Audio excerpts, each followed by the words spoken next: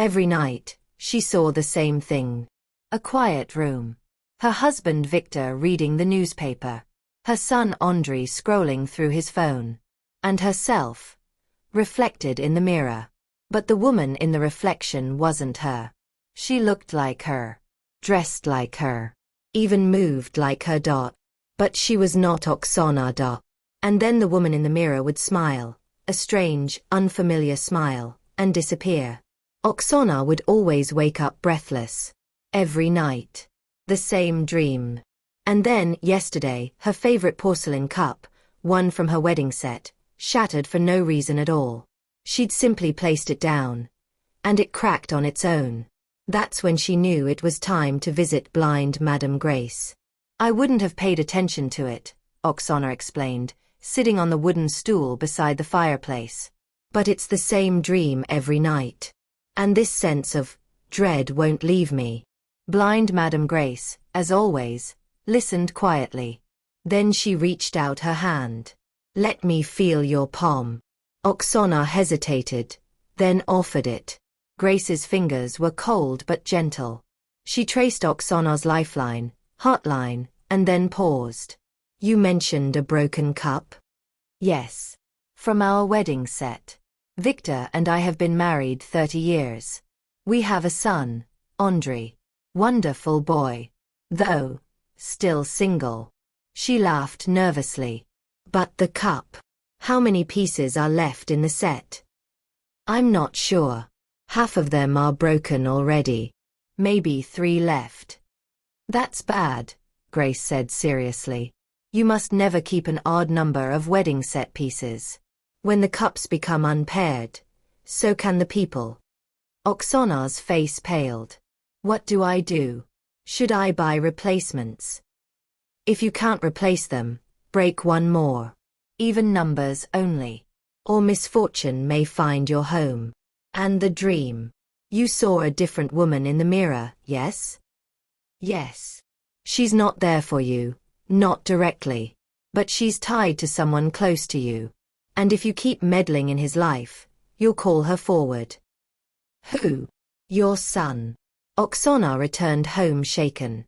She trusted Grace, but couldn't imagine what could go wrong. Her family had always been tight-knit, stable, happy. Andrei had never even brought a girl home. Until today. When she opened the front door, her son was lounging on the couch. And next to him was a young woman. Mom, hey. You're home early. And who's this? Oksana asked, forcing a polite smile. This is Nadia. My girlfriend. Girlfriend? The word hit her like a wave. He'd never mentioned anyone. And now, this bold young woman was in her house like she belonged here? Still, Oksana kept her tone warm. Lovely to meet you, Nadia. Make yourself at home. Nadia smiled. Thanks. I didn't expect to meet you so soon. I was just helping Andrei finish the soup. He said you might be tired. Yes. Thank you. Later that evening, Oksana stood in the hallway listening. Nadia was chatting animatedly with Andrei, laughing, making herself comfortable. Something about her presence rubbed Oksana the wrong way. Not because she was rude. Not because she was disrespectful. But because she felt out of place. Like a misplaced piece in a puzzle. Still, Oksana said nothing. She remembered what Grace had warned. Don't meddle in your son's life. But that was easier said than done. That night, she saw the dream again. The same room. The same mirror. Only this time, it wasn't her husband or son in the background. It was just Nadia. Sitting in the middle of the room. Smiling that same strange smile. And in the mirror. Nothing. No reflection at all. Oksana woke up gasping. In the kitchen, she found Andrei sipping tea from one of the wedding set cups. Don't use those, she said too quickly. He raised an eyebrow. Why? They're old. Fragile. Sentimental. He shrugged and finished his drink anyway. Oksana stared at the cup. That made 3 left in the set. An odd number. The next morning, she made a decision. Nadia, she said over breakfast. Why don't you stay with us for a bit? Until your housing is sorted. Andrei blinked in surprise. Seriously? Oksana smiled. Of course. You're welcome. She ignored the echo of Grace's words ringing in her ears. She ignored the cold draft that swept through the room. And she ignored the shadow that passed behind her reflection. Just for a second. Because sometimes, even mothers who mean well, invite something much darker when they open their doors too wide. Oksana tried to tell herself everything was fine. Nadia was polite, helpful, and tried her best to fit in. She helped set the table, washed dishes without being asked, and even made her famous cabbage rolls one night, which, to Oksana's irritation, Victor claimed were as good as your mom's. But something still didn't sit right. One evening, while tidying the living room, Oksana noticed Nadia's suitcase was still half-packed. Inside, tucked between folded clothes, was a small hand mirror. Its frame was ornate, vintage. But the glass itself cracked. Just slightly, at the center. And in it, for the briefest second, Oksana thought she saw her own reflection blink, even though her eyes hadn't moved. She snapped the suitcase shut and hurried out of the room. Later that night, she asked her husband about Nadia. So, what do you think? She said casually. Victor didn't look up from his paper. She's fine. Kids in love. Let it be. She's intense. Better than no one. You were always complaining he'd never bring anyone home. I didn't mean like this. Victor set the paper down and gave her a look. You invited her to stay, remember? I know. I thought it'd be temporary. Maybe it still is. But it wasn't. Nadia started rearranging the kitchen shelves, for better flow. She moved Oksana's teacups, changed the position of the knives, replaced the tablecloth. She even called Victor Dad, which he seemed to like. She's worming her way in, Oksana muttered under her breath one morning. Andrei overheard. What's that supposed to mean? She's making herself a little too comfortable, don't you think? He frowned. You said she could stay. I didn't mean forever. She's not staying forever, Mom. She just needs time. What she needs, Oksana snapped, is her own life. Her own home. Her own space. Andrei shook his head. No one's good enough for you, huh? No girl I bring home will ever meet your standards. That's not true. Isn't it? Oksana bit her lip. She remembered Grace's words again. Don't meddle in your son's life. Too late. That night, Victor didn't come home. Oksana sat up waiting. Midnight. 1 a.m. No sign of him. When she finally called, his phone went straight to voicemail. He returned the next morning, looking disheveled and exhausted. Where were you? On the couch at the dacha, he muttered. Needed space. From what? From this circus you've made of our house. I made. You brought her in. You rearranged everything. You let your paranoia run wild. What happened to the woman I married, huh? She stood there in silence, his words cutting deeper than she expected. That evening, Oksana did something she hadn't done in years. She cried. A few days passed. Victor stayed at the dacha. Andrei avoided conversation. Nadia filled the house with her voice, her music, her scent. Oksana felt like a stranger in her own home. And then it happened. She walked into the kitchen to make tea, and found Nadia sitting across from Victor. He was back. They were laughing. The same easy laugh Victor hadn't used around Oksana in months. Didn't know you were home, she said stiffly. Got back an hour ago, he replied. Figured I'd surprise you. Nadia stood. I'll give you two some space. She walked past Oksana, her perfume thick and sweet. Oksana turned to Victor. You're joking, right? About what? You and her. That. She struggled for words. That connection. He didn't deny it.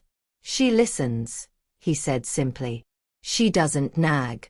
Doesn't criticize. She's 28. She's kind. You forgot how to be that. Oksana stepped back like she'd been slapped. Are you sleeping with her? He didn't answer. Which was an answer. You cheated on me in this house? While I was here. Don't make a scene. Oh, I'm past scenes. She stormed to her bedroom. Slammed the door. Locked it. She didn't come out the rest of the night. But she heard them. Laughing again. Clinking glasses. Then silence. And then, the faintest sound. Like a mirror cracking. At dawn, Oksana left. She didn't take anything except her purse and the photo album. She drove straight to Grace. I didn't listen, she whispered, tears in her eyes. You warned me, and I didn't listen. Grace took her hand. You broke the mirror. Oksana blinked. No, it just. No, Grace said firmly. You broke the mirror, the one between what is and what shouldn't be. And now, the woman in the mirror, has stepped out. What do I do? You can't uninvite her. You let her in. Now you must wait until your son sees her true face. How long? That depends on how deep the spell runs. Spell. Grace held up a small pouch of sugar. There's still a bond in your home. Something good remains. Put this on the table. Share tea from the wedding cups. One last time. If love still exists, it will reveal itself. If not, you'll finally see what you've been refusing to see. Oksana swallowed. I'm scared. You should be. But you're not alone. You were never alone. She took the pouch with trembling hands. That night, she returned home. Victor was gone. Andrei and Nadia were sitting at the table. Tea, she offered quietly. And to her surprise, they agreed. She laid out the cups. 3 from the wedding set. And when she poured the tea, the liquid in one cup turned black. Victor's. She smiled sadly. Because finally, she knew. And she no longer feared the mirror. That night, after the awkward dinner, Oksana couldn't sleep.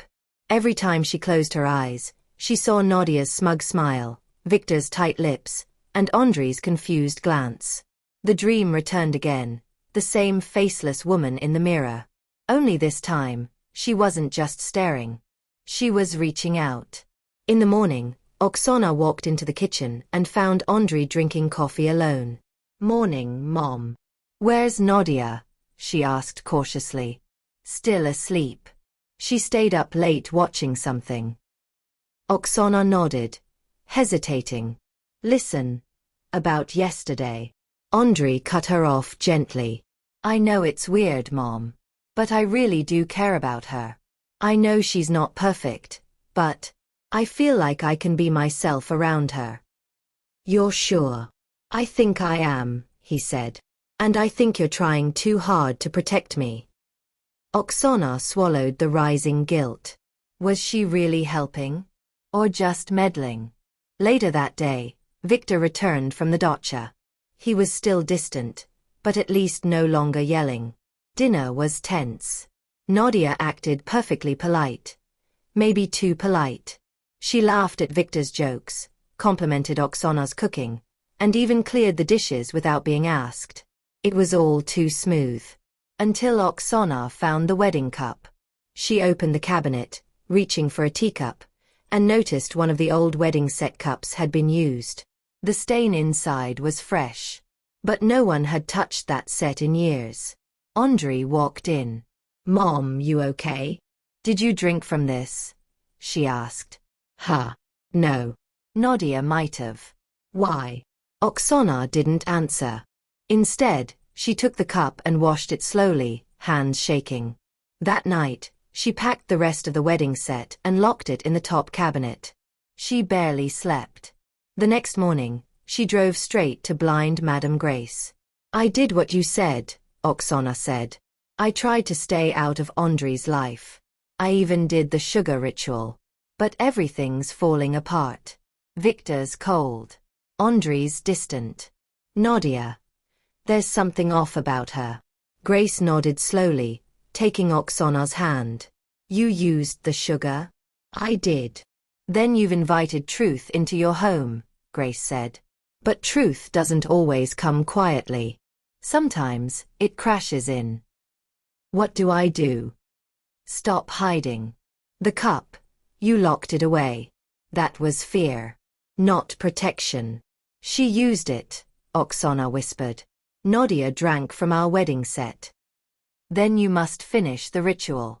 Drink from it with your husband. Face the truth, together. And if I don't, then the mirror woman will no longer be just a dream. That night, Oksana told Victor everything, about the dreams, the broken cup, the ritual. To her surprise, he didn't mock her. He listened. All right, he said. We'll do it. Tonight. They set the table. Just 2 cups. The old ones. Andrei and Nadia were out. For once, the house was quiet. They drank tea. In silence. And then, Victor's voice broke. There's something I need to tell you, he said. Oksana froze. What is it? He hesitated. Nadia. She wasn't a stranger to me. I met her before. At a hotel. During a work trip. Oksana stared. She said she knew you. She came on to me, Victor confessed. Nothing happened. I swear. But I didn't stop her fast enough either. Oksana felt the dream woman clawing at the edges of her vision. I didn't invite her into our home, he said. But I didn't stop it either. Oksana stood up, walked to the cupboard, and retrieved the final cup. Without thinking, she smashed it on the floor. I know, she whispered. Because she finally understood, the dream woman wasn't Nadia. It was herself. The part of her that had been silenced for too long. The version of her that had wanted more. Honesty. Equality. Respect. Now, it had returned. Demanding to be seen. Elena sat alone at the kitchen table, her fingers tracing the rim of the teacup. The house felt quiet. Too quiet. The morning sun filtered through the window, casting light on the remaining 3 cups from her wedding china set. She stared at them, her thoughts tangled in the chaos of the last few days. She hadn't spoken to Victor since he stormed out. Nadia was gone too, thank God, and her son Andrei had barely looked her in the eye. She could still hear his words echoing in her mind, "This is my home too," followed by the painful slam of the door. But it wasn't just the drama. It was the feeling. That sinking, twisting sense in her gut that something was deeply, irreparably wrong. She remembered what the blind Madame Grace had said. There's a secret in your home, a shadow over your family. But it won't be me who reveals it. It'll come to you. And it had. Last night, when she walked into the kitchen half asleep, trying to calm her nerves with chamomile tea, she'd found them, Victor and Nadia, in the dim glow of the fridge light. The whispering, the closeness, the way they pulled apart like guilty teenagers. The look on Victor's face when he saw her, it hadn't been guilt. It had been fear. Andrei had tried to warn her. He'd known the truth all along. But she, foolishly clinging to the idea of a perfect family, had refused to see it. Her thoughts were interrupted by a knock on the door. It was Andrei. "Can I come in?" he asked softly. She nodded, stepping aside. They sat across from one another in silence for a few moments, the tension thick between them. "I'm sorry," he said at last. "I should have told you sooner. I just didn't want to hurt you." "You didn't hurt me," she whispered. "He did." Andrei sighed. "I tried to keep Nadia away. I thought if I stayed close, I could control it. But I guess it was already too late." "Was it ever real?" she asked. "Was she ever with you?" Andrei hesitated. "Maybe in the beginning. But I think she was always looking at him. I just didn't want to believe it." Elena nodded slowly. "Do you love her?" she asked. He shook his head. "No. Not anymore. I just didn't want to feel replaced. I didn't want to lose everything." They sat in silence again. The kind that feels both comforting and heavy. Finally, she stood and walked over to the shelf. She pulled down the last 3 cups from the wedding set. "Do you want tea?" she asked. Andrei blinked. "Yeah, I'd like that." As the kettle boiled, she took a deep breath and retrieved the small pouch Madame Grace had given her. The sugar inside had clumped strangely after that last ritual. She poured it into a bowl and set it on the table. "From now on," she said, "we start fresh. No more lies. No more shadows." They sipped tea in the fading morning light. The silence between them no longer felt cold. It was a beginning. Later that afternoon, while cleaning, Elena made a final decision. She took the last unbroken cup from the wedding set and walked out to the backyard. With a deep breath, she raised it above her head and let it fall onto the stones below. Shattered. Gone was the illusion of perfection. In its place, clarity. That night, she slept without dreams for the first time in weeks. Days passed. Victor never returned. Andrei moved into a small apartment nearby. Their relationship began to mend, slowly but honestly. Elena started going for walks. She planted a small herb garden. She even joined a book club, something she had always wanted to do but never had time for. One day, she visited Madame Grace again. "I did what you said," she told the old woman. Grace nodded knowingly. "And how do you feel?" "Free," Elena said. The old woman smiled. "That's the first step. And what's next?" "Now," Grace said, "you live."